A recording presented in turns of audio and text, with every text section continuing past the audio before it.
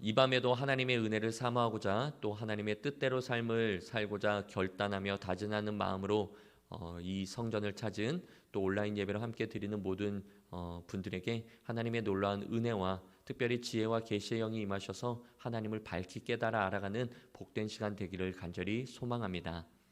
오늘 우리가 함께 읽은 레위기 27장은 자원하여 자발적으로 드리는 서원 예물에 관한 말씀입니다.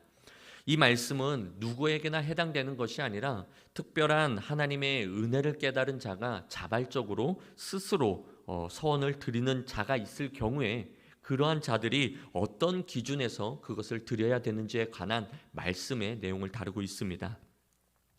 이스라엘 백성들은 하나님께서 명령하신 율법과 규례를 열심히 순종하며 삶을 살아야만 했습니다.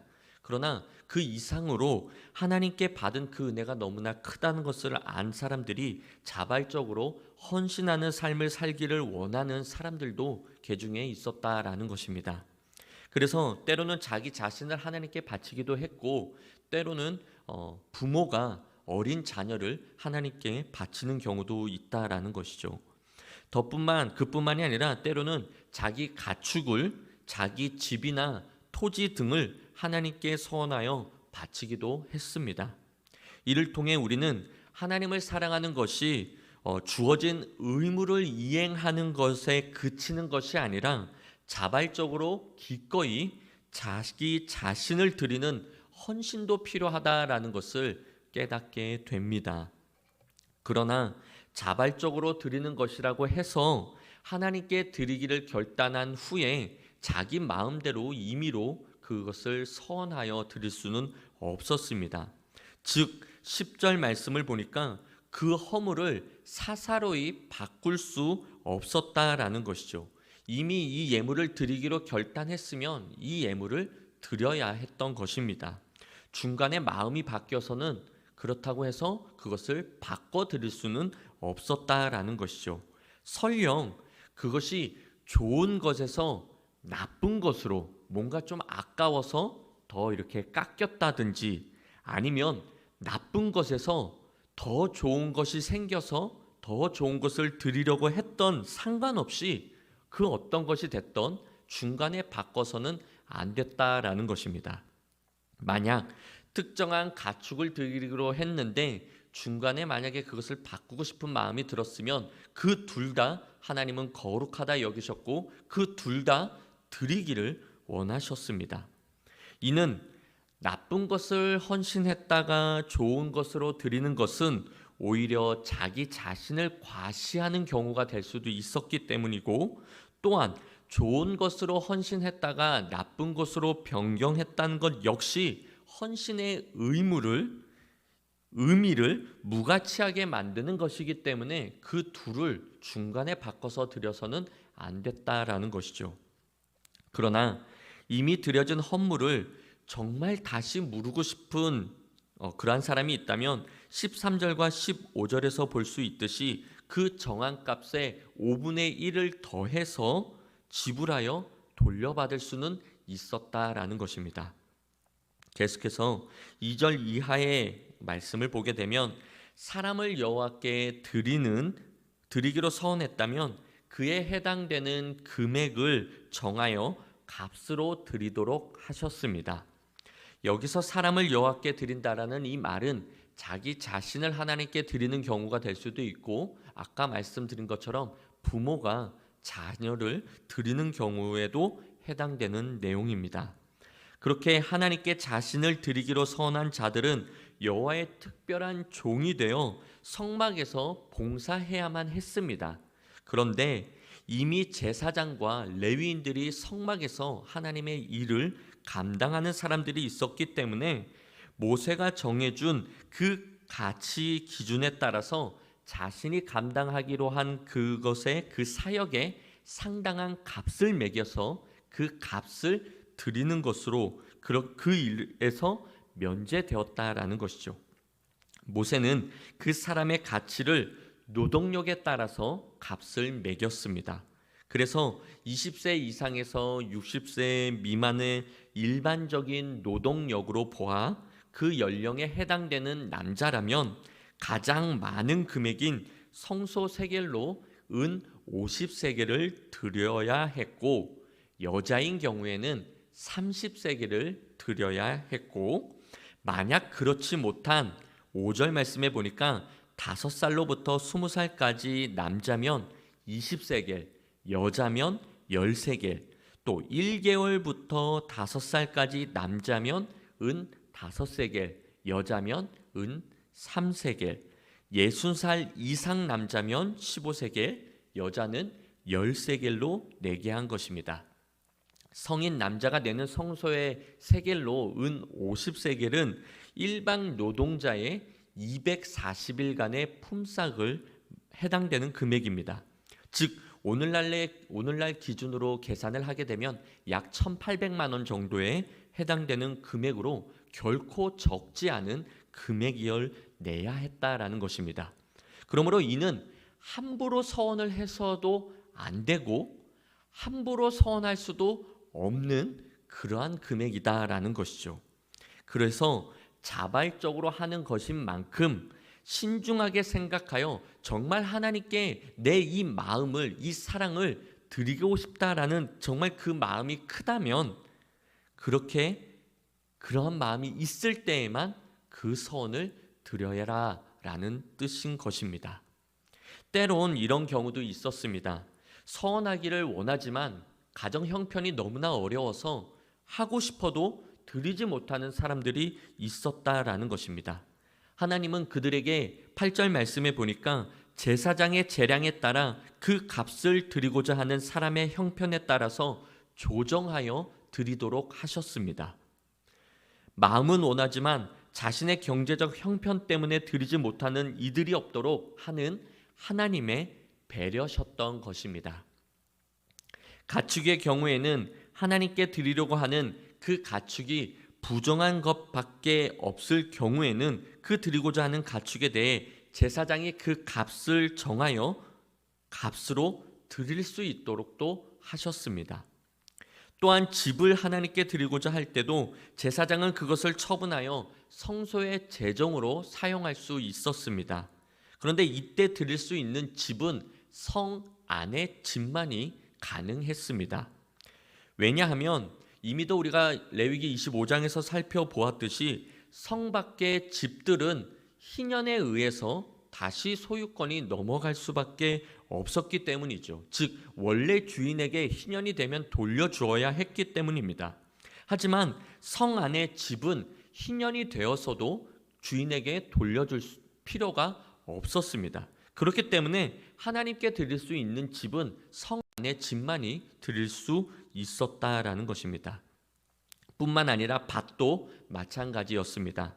이 역시 희년 제도에 제약이 있었기 때문에 그 밭에서 거둘 수 있는 곡식의 양에 따라 그 값을 정하여 드리게 하였는데, 그 정한 값은 보리 한 호멜지기에 은 50세겔이었습니다. 보리 한 호멜지기에 은 50세겔.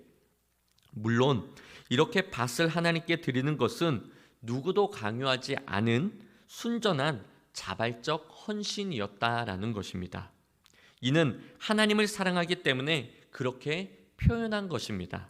하지만 중간에 마음에 바뀌어 무르고 싶을 경우에는 19절 말씀에 보니까 그 정해진 금액에 5분의 1을 더해서 물을 수도 있긴 하였습니다. 하지만 그 밭의 값을 무르지 않거나 다른 사람에게 팔 경우엔 희년이 되어서도 그 밭을 되돌려 받지 못하고 그 밭은 영원히 제사장들의 몫이 되었습니다. 또한 다른 사람에게서 산 밭을 하나님께 드렸다면 희년까지 남은 기간을 계산해서 그 값을 계산하여 드리게 하였고, 희년이 되었을 때 그 밭은 원래 주인에게로 되돌려 주도록 하셨습니다. 밭은 이스라엘 백성의 각 사람들에게 배분하여 준 땅이기에 희년을 기준으로 하여 그 값을 계산하여 드리도록 하셨던 것입니다. 그리고 26절과 27절은 가축에 처음 난 것을 하나님께 드릴 것을 명령하십니다. 이스라엘 백성이 애굽에서 나올 때 하나님께서 애굽에서 내린 10가지 재앙의 마지막 재앙은 모든 처음 난 것을 죽이는 재앙이 있었습니다. 그때 이스라엘 백성은 양을 잡아 그 피를 문설주에 바름으로 장자가 죽는 재앙을 면하게 되었고, 그 가축까지도 처음 난 것이 죽지 않았습니다. 그래서 처음 난 것을 하나님께 드리는 것은 하나님의 것을 하나님께 드리는 정말 놀라운 신앙 고백인과 동시에 모든 것의 생명이 하나님께 속해 있다라는 바로 신앙 고백이었던 것입니다. 계속해서 30절부터 33절은 11조에 대한 규정을 말씀하고 계십니다. 곡식이나 과일이나 그리고 소나 양 등의 가축 등에 대해서도 11조를 떼어 하나님께 드리도록 하셨습니다. 그리고 소나 양 등의 가축을 드릴 때도 33절 그 우열을 가려서 바꾸지 않도록 하셨습니다. 11조는 곡식과 과일, 가축 등으로 드리지 않고 그 값으로 드리려고 한다면 5분의 1을 더하여 드리도록 하셨습니다. 11조를 하나님께 드리는 것은 10분의 1만이 하나님의 것이기에 하나님께 드리는 것이 아니라 10분의 10 모두가 하나님의 것이지만 이 10분의 1을 드림으로써 그 모두가 하나님의 것이었고 그 하나님의 은혜로 내가 이 10분의 9를 누릴 수 있다라는 것을 인정하고 고백하는 행위로서 그 10의 1조를 드렸던 것입니다. 그러므로 11조는 하나님이 내 삶의 주인인 것과 나는 하나님의 은혜로 살 수밖에 없다라는 이런 내 삶의 주인님이 바로 주인이시다, 주님이시다라는 놀라운 신앙 고백인 것입니다. 오늘 본문을 통하여 하나님은 우리에게 주어진 이 모든 것들이 하나님께로부터 온 것이며 하나님의 것이라는 고백을 드리기를 원하신다라는 것입니다. 하나님은 저와 여러분이 재물이나 소유에 대해 자기의 소유권을 주장하면서 그 물질에 대한 욕심을 부리는 것이 아니라 하나님께 기꺼이 우리의 모든 것을 내어드리며 모든 것이 하나님의 것임을 고백하기를 원하신다라는 것입니다. 왜냐하면 우리 모두는 이미 하나님으로부터 놀라운 구원의 은혜를 받았기 때문입니다. 즉 이미 받은 은혜가 너무 커 하나님이 우리에게 주신 계명을 이행하는 것뿐만이 아니라 우린 그 이상의 사랑을 하나님께 드려야 한다라는 것이죠. 다시 말해 로마서 12장 1절의 말씀처럼 저와 여러분은 이미 하나님이 기뻐하시는 내 몸을 거룩한 산 제물로 선한 자들이다라는 것입니다. 우린 그렇게 하나님이 기뻐하시는 거룩한 산 제물로 선하여 바쳐진 존재라는 거예요. 이미 하나님으로부터 구원을 받은 존재이기 때문에 갚을 수 없는 그 은혜와 그 사랑을 입은 존재이기 때문에 우리는 하나님의 사랑하며 살 수밖에 없는 존재가 되었다라는 것이죠. 즉 우리 몸을 하나님 앞에 바친 그렇게 선한 존재가 되었다라는 것입니다. 그러므로 이 서원을 중간에 바꿀 수도 중간에 물으려고 해서도 안 된다라는 것입니다. 왜냐하면 서원이란 하나님과의 신실한 약속이기 때문입니다. 본문 29절 온전히 바쳐진 그 사람은 다시 무르지 못하나니 반드시 죽기 때문에 우리는 반드시 이 서원을 지켜야만 한다라는 것입니다. 그렇기 때문에 저와 여러분은 이미 하나님께 우리 몸을 거룩한 산 제물로 드렸기 때문에 내 일상의 구체적인 삶 전체를 하나님이 기뻐하시는 거룩한 산 제물인 영적 예배의 삶으로 살아야 하는 것입니다. 즉 주일에 교회에 한번 나와 예배 형식에 따라 드려지는 것이 아니라 장소적인 한계를 초월하여 우리가 매일매일 맞이하는 우리의 일상생활 삶 속에서 24시간 나의 모든 것이 예배가 되어 하나님이 받으시는 그러한 거룩한 예배자의 삶으로 살아야 한다라는 것입니다. 왜냐하면 우리는 하나님께 바쳐진 존재이기 때문입니다. 그러므로 저와 여러분은 이미 하나님께 드려진 존재라는 이 정체성을 잊지 말고 나의 일상의 삶이 곧 예배라는 이 의식을 갖고 매 순간을 하나님 앞에 흠없는 존재로 날마다 더욱더 거룩하게 살아야만 하는 것입니다. 즉 매일매일 만나는 직장 동료를 대하는 태도에서의 나, 물건을 사고 파는 장사 행위 속에서 나, 가족들을 대하는 마음가짐, 우리와 같이 늘 되풀이되는 일상생활 속에서 그런 일상의 소소한 행위에서 뿐만이 아니라 말, 생각 등 나의 모든 영역에서 우리 그리스도인들은 모든 것이 하나님께 드려지는 영적 예배라는 것을 명심하고 하나님이 받으시는 거룩한 삶의 예배를 드려야 할 줄 믿습니다. 즉 우리의 삶은 하나님께 이미 서원한 드려진 존재이기 때문에 내 마음대로 살아서는 안 된다라는 것이죠. 그래서 우리는 기도가 필요한 겁니다. 예수님이 이 땅에 오셔서 습관을 쫓아 늘 기도하셨던 것은 하나님으로부터 놀라운 능력을 힘입어 그 능력으로 많은 병자를 치유하고 귀신을 내쫓기 위한 그러한 것을 얻기 위하여 기도하신 것이 아니라 하나님의 뜻을 알고자 늘 기도하셨던 것입니다.